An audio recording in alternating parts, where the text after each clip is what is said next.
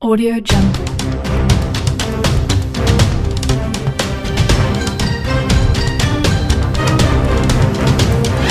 Audio Jungle.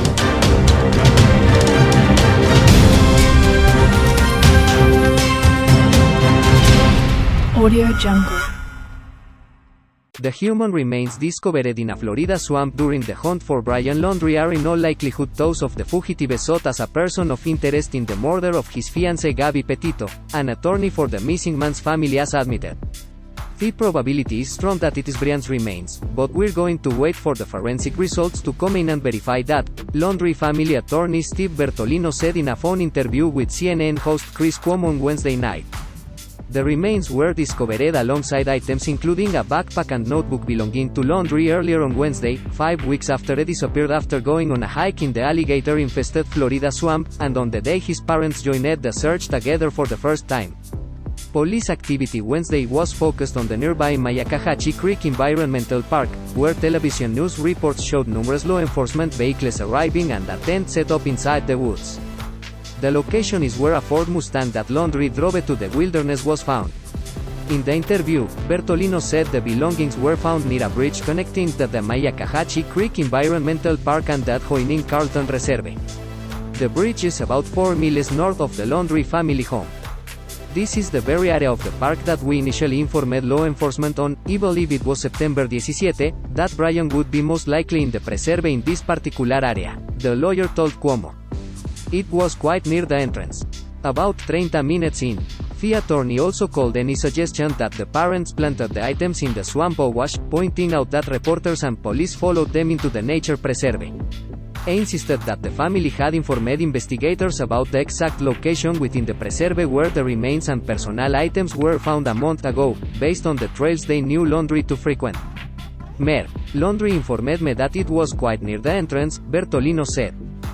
Didn't put an exact distance on it. He put a time frame of about 30 minutes in. But he would guess it could be a mile or two into the preserve. Local authorities say the nature reserve was largely submerged in water in September, when police first searched there, which may have hindered the discovery of the items found this week.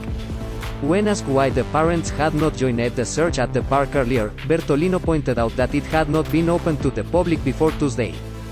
The parents had assumed that the experts, the FBI and all the tracking teams they had, would be able to locate Brian based upon the information that we had provided them to the specific areas and trails in the park that Brian liked to visit, he said. The grim discovery of human remains was made in the Carlton Reserve in Florida, near Laundrie's home, along with a backpack and notebook identified by the FBI as belonging to Laundrie. Bureau investigators are for the first time specifically calling Laundrie a person of interest in the murder of Gabby Petito. Until Tuesday, the reserve had been sealed off to the public while investigators searched for any sign of the fugitive. It reopened on Tuesday and on Wednesday morning. Laundrie's mother and father, Roberta and Chris, joined the search teams in the morning for the first time together. Within a few hours, the remains, along with the other items, had been found. In a statement through their attorney, Roberta and Chris said they would reserve public comments until the remains had been identified. According to Bertolino, Chris was the one to discover a white plastic dry bag belonging to Laundrie, which he found in the presence of a news reporter about 20 feet off the trail, while police discovered the backpack and human remains nearby. Chris didn't want to pick the bag up because he wanted law enforcement to see it. This was caught on camera. Chris couldn't find the law enforcement because they were then out of sight, because Chris had been in the woods, so he didn't want to leave the bag there with the news reporter standing nearby, so he picked it up, Bertolino said. Did meet up shortly with law enforcement. They looked at the contents of the bag. At that time, law enforcement officers showed him a picture on the phone of a backpack that law enforcement had located also nearby, and also some distance off the trail. At that point, the Laundries were notified that there was also remains near the backpack and they were asked to leave the preserve, he continued. The Laundrie parents have been under a cloud of public suspicion since their son disappeared, including wild theories that they were hiding their son in an alleged bunker under their garden, but Bertolino said that the family informed the FBI on the night of September 13 that their son had not returned from a hike that day. Laundrie's parents had not spoken publicly or to Gabby's parents about what they may know about her murder, which Bertolino insisted had been on his own legal advice. They know it's been hard. But ultimately, this is the advice he gave them. This is the advice they were taking, and that's on me, he said. I'm the one who told them not to talk. That's been on me from day one. That's not on the family. The FAA has issued a temporary suspension on flights over the park, that applies to drones and aircraft, until 4 de la tarde Friday. At a briefing at 4:30 de la tarde, FBI Special Agent in Charge Michael McPherson identified Laundrie as a person of interest in the murder of Gabby Petito. It marked the first time that the FBI has called Gabby's death a murder, rather than a homicide, as well as the first time Laundrie was identified as a person of interest. Previously, authorities had been referring to him just as a wanted suspect for theft, for using Gabby's bank card. If the remains are identified as Brian's, it brings a somber end to a hunt for a killer that has captivated the nation. Pathologist Dr. Michael Baden told Daily Mail, that it is likely the FBI already know whether the remains are Brian's, and that they would have been able to confirm it immediately, but are waiting for more examination to determine the cause of death. A dental is 99.9% immediately accurate. They know it's him, but the cause of death might still take a while to determine. The cause of death has to be determined at autopsy, which probably won't be performed till tomorrow or the next day, he said. Julio 1. Gabby Petito and her boyfriend, Brian Laundrie, left Blue Point, New York for a cross-country road trip August 12. Police in Moab, Utah respond to a domestic incident involving the couple out. 17. Laundrie allegedly flees back to Florida to clear out a storage unit out. 21. Petito's father, Joseph Petito, has his last FaceTime video call with his daughter who was in Salt Lake City, Utah out. 23. Laundrie flees back to Utah to rejoin Gabby on their trip out. 24. Petito is last seen at a hotel in Salt Lake City with Laundrie out. 25. Petito makes final call to her mother, Nicole Schmidt, saying she was in Grand Teton National Park August 30. Gabby's family received final text from her phone saying no service in Yosemite. 1.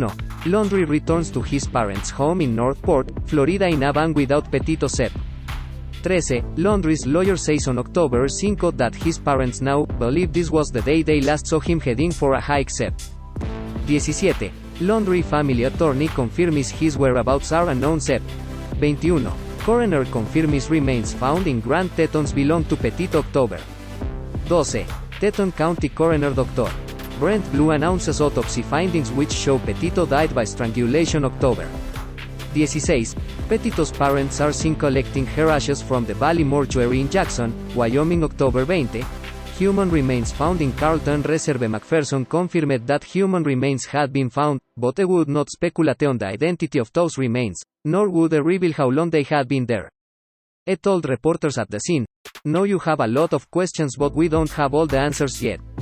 We are working diligently to get those answers for you," McPherson said. It's likely the team will be on site for several days.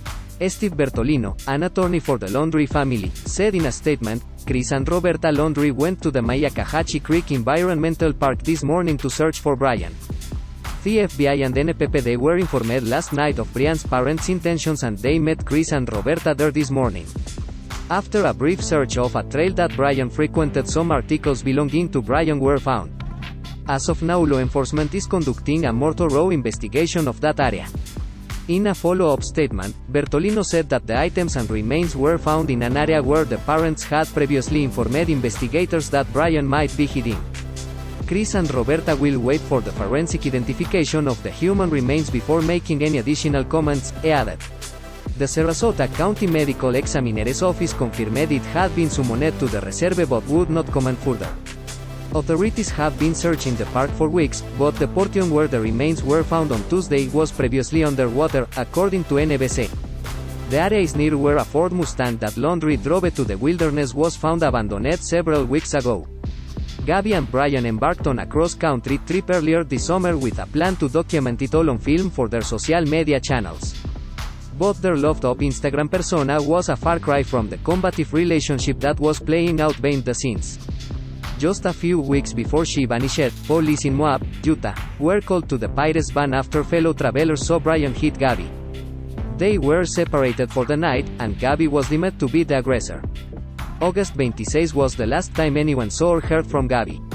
Laundrie returned to his parents' home on September 1. At first, they told cops they last saw him on September 14. They later said it was in fact September 13, when he told them he was going on a hike in the reserve and never returned. He has been on the run ever since and his parents refused to speak publicly about the case or help Gabby's parents.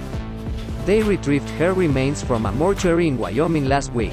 On Tuesday, a day before the remains were found, Chris and Roberta Laundrie were seen shopping in Northport. Among the items they were seen carrying was a cardboard box, which they shipped from a FedEx store in Venice, Florida. Later that night, they said they planned to join Wednesday's search. The pair were photographed on the search on Wednesday by Fox News. They were seen walking with an officer, who was overheard saying, "Think we might have found something." The officer then emerged with a bag that contained articles belonging to Laundrie. The FBI and Northport Police Department have closed the park, which just reopened to the public on Tuesday after being closed to the public for nearly a month due to the ongoing search for Laundrie. The Mayakahatchee Creek Environmental Park is situated on 160 acres of heavily wooded land and connects to the 25,000-acre Carlton Reserve. Laundrie was reported missing by his parents on September 17 after claiming they last saw him 3 days prior. His whereabouts have been unknown ever since. Federal investigators issued an arrest warrant for Laundrie on September 23 for use of unauthorized access device last month after alleging he used a Capital One bank debit card that wasn't his. Until Wednesday, there had been no signs of Laundrie at the Carlton Reserve in Florida, the area his parents cited as the last place he was in. Last week, Northport police noted there was nothing to suggest whether Laundrie was dead or alive. Officials claimed no one had seen him in the reserve and search teams didn't find any physical evidence of his presence in the area. On Tuesday, Chris and Roberta broke cover for a nearly 5-hour shopping trip, dodging questions about their son's whereabouts as they shipped a mysterious package labeled Meal Kit. The couple emerged from their home in Northport, Florida, at 7:45 de la mañana Tuesday and climbed into their red Dodge Ram truck for the trip. After making a few stops, Daily Mail.com spotted them at a FedEx store where Christopher went inside carrying a parcel with the intriguing words Meal Kit stamped on one end. The address could not be seen. They refused to answer Daily Mail.com's questions when asked in the park, "Did you help him get there?" In reference to the massive swampland search for survivalist Brian, 23, that started nearly 5 weeks ago at the alligator-infested Carlton Reserve near their home. The Laundrie family lawyer, Anthony Bertolino, gave a statement attempting to express sympathy to Petito's family on Thursday after her cause of death was revealed. Gabby Petito's death at such a young age is a tragedy. While Brian Laundrie is currently charged with the unauthorized use of a debit card belonging to Gabby, Brian is only considered a person of interest in relation to Gabby Petito's demise. At this time Brian is still missing and when he is located we will address the pending fraud charge against him. Petito's mother texted a reporter a curt, blunt response. "His words are garbage. Keep talking," she wrote to a reporter from WFLA in Florida. Gabby's family said earlier this week that they wanted him to spend the rest of his life in a jail cell. She also abhorred Roberta and Chris for not helping them. "A silence speaks volumes. I believe they know most of the information. I would love to just face-to-face ask, why are you doing this? Just tell me the truth. As a coward. I don't want to say it's insane because I went home. As he didn't, I used her credit card. That's not somebody who has gone crazy. Knows what he's doing, and knew what he was doing. I just want to get him in a cell for the rest of his life." Jim, her husband, added, "We want vengeance. And justice. Comillas sencillas.